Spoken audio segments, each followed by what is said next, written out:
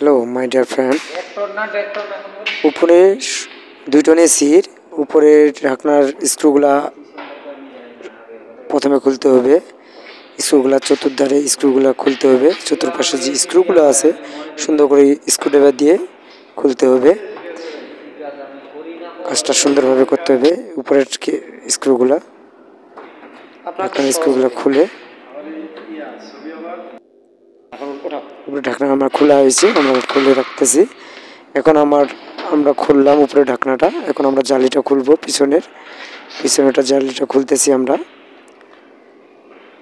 পিছনের জালিটা করার পর সামনের ব্যাকপ্যাটের আমরা স্ক্রুগুলো খুলতেছি। সামনের ব্যাকপ্যাটের স্ক্রুগুলো খোলা হলে সামনে খুলতেছি আমরা এগুলা।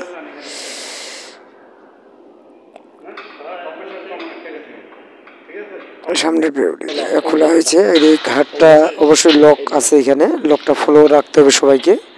এখানে এসির মূলত লক থাকে, অনেক লক থাকে, লকের উপর ডিপেন্ড করা হয়। এখানে আস্তে সুস্থে কাজ করতে হবে। এই যে আমাদের ফ্যান, এই যে ফ্যান যদি স্লো ঘুরে অবশ্যই ক্যাপাসিটর চেঞ্জ করতে হবে।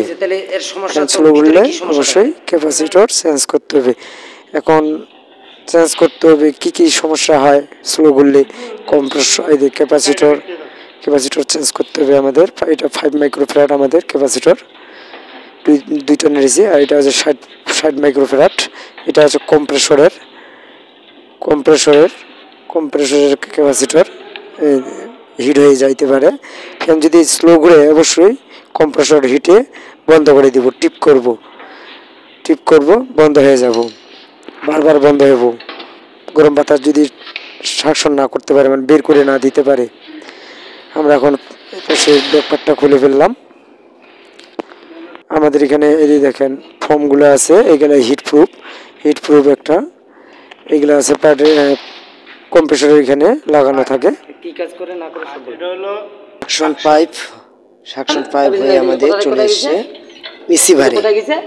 ইসিবারে। আমাদের ইসিবারে এসে ইসিবার হয়ে আমাদের কম্প্রেসর হয়ে আমাদের, আর কম্প্রেসর থেকে আমাদের কোথায় গেছে? এসে আমাদের ডিসচার্জ পাইপ হয়ে আমাদের কন্ডেন্সারে গেছে। ডিসচার্জ পাইপ হয়ে আমাদের চলে এসেছে কন্ডেন্সার ঘুরে কন্ডেন্সার হয়ে আমাদের চলে আসছে ফিল্টারে চলে এসছে। ফিল্টার হয়ে আমাদের চলে আসছে ফিল্টার হয়ে চলে আসছে আমাদের ক্যাপিলারি টিপ। এই উপরে যেটা আছে এটাই আমাদের আছে ক্যাপিলারি টিপ এসে ডিসচার্জ পাইপ হয়ে আমাদের চলে যাচ্ছে ইভাপোরেটর গেছে। এটা আমাদের আউট। এটা আমরা দেখালাম আউটডোরের কন্ট্রোলিংটা আমাদের কিভাবে কাজ করে। 220 লাইনে আমরা দুটো ফেজ, একটা নিউট্রাল বাই করছি। হ্যাঁ, দুটো আইছে, এটা কমন কন্টাক্টে আপনাদেরকে আমরা সুন্দর করে বুঝাইতেছি। ম্যাগনেটিক কন্টাক্ট ফেজটাই নয়া আউট হয়ে গেছে কম্প্রেসরে কমন হয়ে গেছে। হ্যাঁ, কম্প্রেসরে এসে কম্প্রেসর কমন হয়ে গেছে। আর কম্প্রেসর দুটো রানিং স্টার্টিং বাইরে আইছে ক্যাপাসিটর আইছে স্টার্ট করার জন্য। হ্যাঁ, এর মধ্যে আমরা রানিংটা শর্ট করে দিছি। রানিংটা শর্ট হয়ে গেছে আমাদের, ঠিক আছে।